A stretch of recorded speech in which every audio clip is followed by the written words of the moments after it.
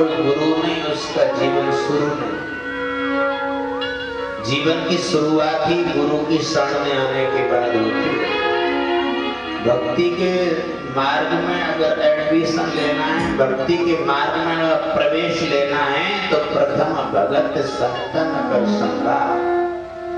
भक्ति में प्रवेश पाना है, भक्ति में एडमिशन लेना है, तो गुरु की शरण में आना पड़ेगा। जिसका कोई गुरु नहीं, उसका जीवन शुरू नहीं।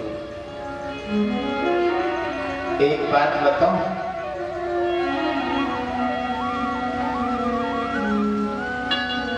मैंने कई ऐसी स्थिति देखी है और आंखों के देखा हुआ हाल बता रहा हूं, लेकिन आप करना मत।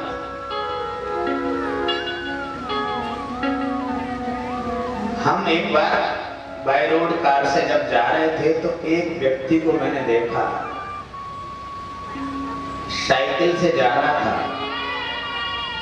लेकिन चलाते चलाते या तो वो थक गया होगा या वो कमजोरी उसमें होगी, तो देखा कि पीछे से ट्रैक्टर आया और ट्रैक्टर का एक हाथ से सहारा ले लिया और चलाना बंद कर दिया साइकिल। और ट्रैक्टर का सहारा, एक हाथ से साइकिल और एक हाथ से ट्रैक्टर पकड़ लिया। ये मैंने अनुभव देखा। पर करना मत आप लोग के। आप कहें कि स्टेज से महाराज ने कहा था कि ये काम ठीक है, हम भी ट्रैक्टर पकड़ के चल दिए हैं, कहीं ऐसा भी लोग गिरा जाए या वैसे लगा जाए, चोट आ जाए। करना मत। मैंने एक देखा अनुभव। और संत लोग तो हर चीज में से ज्ञान निकालते हैं कि यहाँ क्या मिल रहा है। ट्रैक्टर की पकड़ लिया एक हाथ से साइकिल, और उसकी थकान दूर हो गई। अब चला नहीं रहा है, वो अपने आप ही चल रहा है। और उस ट्रैक्टर का हाथ का सहारा लेकर के अपने गंतव्य मार्ग पर पहुंच गया। उसको साइकिल चलाने की जरूरत ही नहीं पड़ी, थका भी नहीं, लेकिन अपने गंतव्य मार्ग पर पहुंच गया, अपने स्थान पर पहुंच गया। नहीं समझे? यानी आप अकेले नहीं पहुंच सकते, लेकिन कोई चलता हुआ जिसने स्पीड पकड़ ली हो, भक्ति के मार्ग में परमात्मा की तरफ जा रहा हो और चलता है, उसकी स्पीड तेज हो गई हो, तो उसके चरण, ऐसे संत के चरण पकड़ लो, वो तुम्हें पहुंचा देगा, वो वहां पहुंचा देगा। जिसने स्पीड पकड़ रखी हो, जो उस मार्ग पे चल रहा हो, उस मार्ग पे तेजी से जो जा रहा है, ऐसा कोई संत, उसके चरण पकड़ लो, वो वहां तक तुम्हें पहुंचा देगा। बड़े विचार करने की बात है। क्या कहा जाए?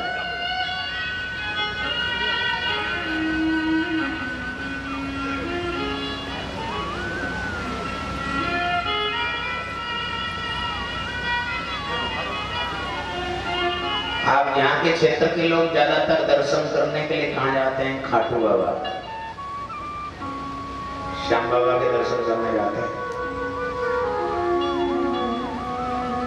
श्याम बाबा के दर्शन करने, अब देखिए बहुत गहरी बात। श्याम बाबा के दर्शन, हमारे यहाँ जाते हैं बिहारी जी के दर्शन करने के लिए।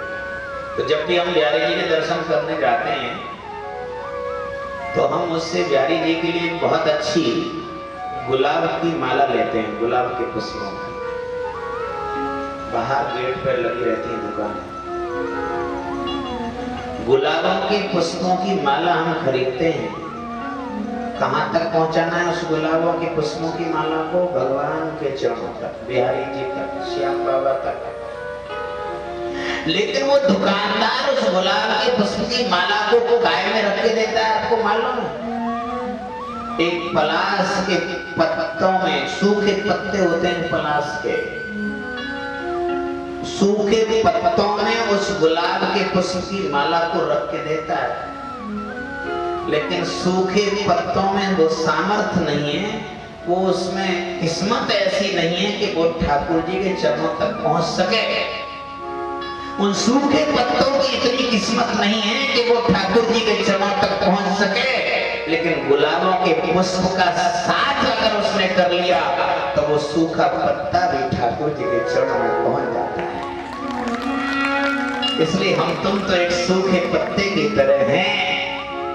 अगर ठाकुर जी के चरणों तक जाना है तो गुलाब के पुष्प की तरह किसी संतों का सानिध्य कर लो, तो वो तुम्हें ठाकुर जी तक पहुंचा देंगे। अरे आप किसी का सानिध्य कर लो, आपकी इमेज बढ़ जाएगी। किसी का नहीं तो देखो, व्यवहार में देखिए, बड़े अनुभव की बातें हैं। अगर कोई व्यक्ति मास्टर है, लो हमारे मास्टर साहब आ भी गए, कितना बढ़िया समय पर प्रसंग चल रहा है, लो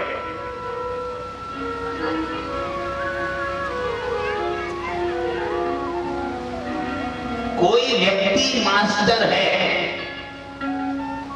और उसकी पत्नी बिल्कुल अनपढ़ है, अशिक्षित है, अपने सिग्नेचर भी करना नहीं जानती है, लेकिन मास्टर से शादी करने के बाद उसको मास्टरनी कहना पड़ता है। जबकि मास्टरनी सिग्नेचर करना भी नहीं जानती, बिल्कुल पढ़ी नहीं है, लेकिन मास्टर के संपर्क में आकर के सब लोग उसको मास्टरनी कहते हैं। समझ में आया?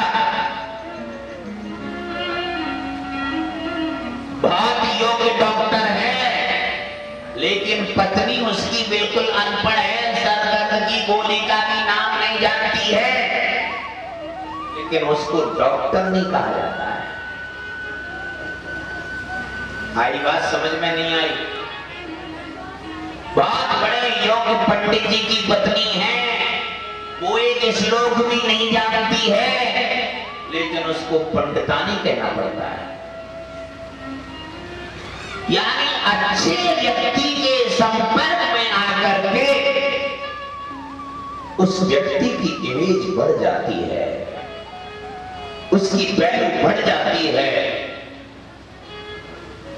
आप कितने भी कैसे भी क्यों न हो, किसी सज्जन व्यक्ति के पास खड़े हैं, किसी भक्त व्यक्ति के पास खड़े हैं, चाहे तुम कैसे भी क्यों न हो, भगवान जान लेता है कि भक्त के पास खड़ा है तो ये भगत ही होगा। और इसलिए तो भक्तों के लिए यूनिफॉर्म बनाई है। भक्तों के लक्षण क्या है, क्यों बनाए? हमारे सनातन धर्म में भक्तों के लक्षण, वैष्णवों के लक्षण, कैसे लक्षण होने चाहिए? माथे पर तिलक होना चाहिए, गले में कंठी होनी चाहिए।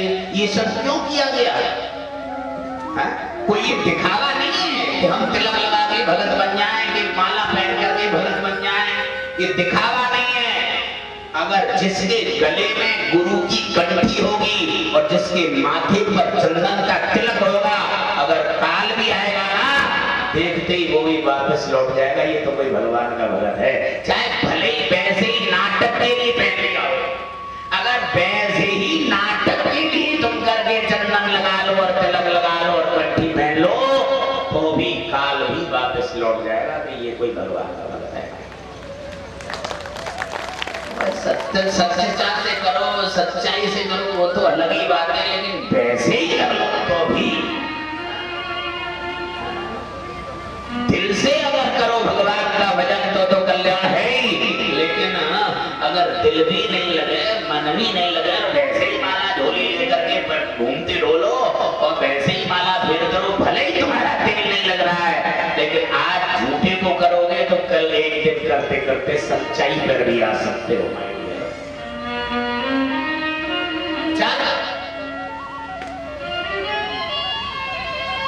आई बात समझ में नहीं आई? यानी साइकिल चलाते चलाते वो थक गया और ट्रैक्टर जा रहा था, तो एक हाथ से उसने ट्रैक्टर का सहारा ले लिया, तो अपने गंतव्य मार्ग पर पहुंच गया।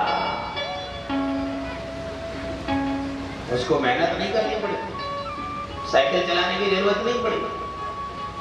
लेकिन आप नहीं समझना कि महाराज स्टेज पे से कह रहे थे तो हम भी ऐसा काम करें, ऐसा मत करना कि तुम ट्रैक्टर पकड़ लो और चलो रास्ते।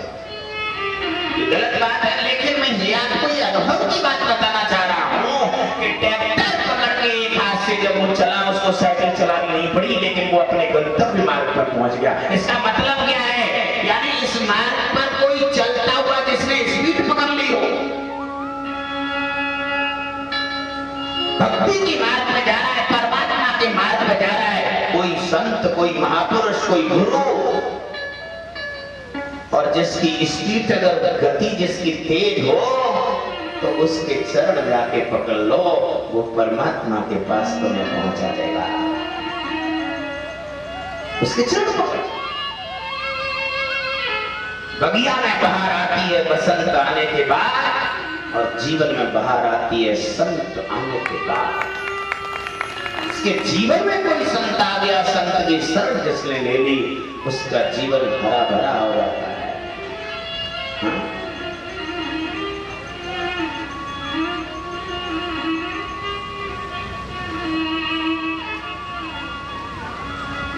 सम्राट के साथ राज्य करना भी बुरा है।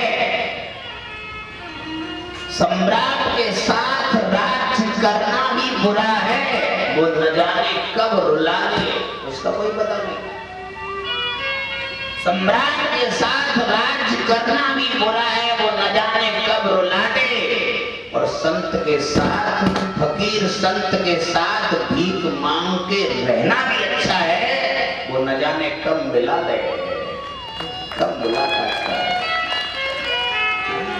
आज हम किससे दोस्ती करने के लिए भाग रहे हैं? जो पैसे वाला हो, धनवान हो, उसके साथ हम फोटो करा रहे हैं कि हम इतने बड़े नेता था ना, वो मंत्री, उसके साथ फोटो कराया, हम उसके साथ थे।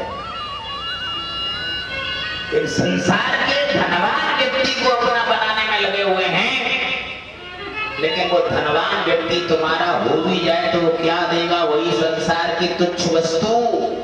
लेकिन मैं निवेदन करता हूं, किसी फकीर संत को तुम अपना बना लो, तो वो धन के मालिक परमात्मा को ही तुम्हें पकड़ा सकता है। माय डियर, धन के मालिक को ही तुम्हें पकड़ा के दे सकता है कि ले, अब तक तो तुच्छ वस्तु के लिए घूम रहा था, जड़ पकड़ लेना पूरी।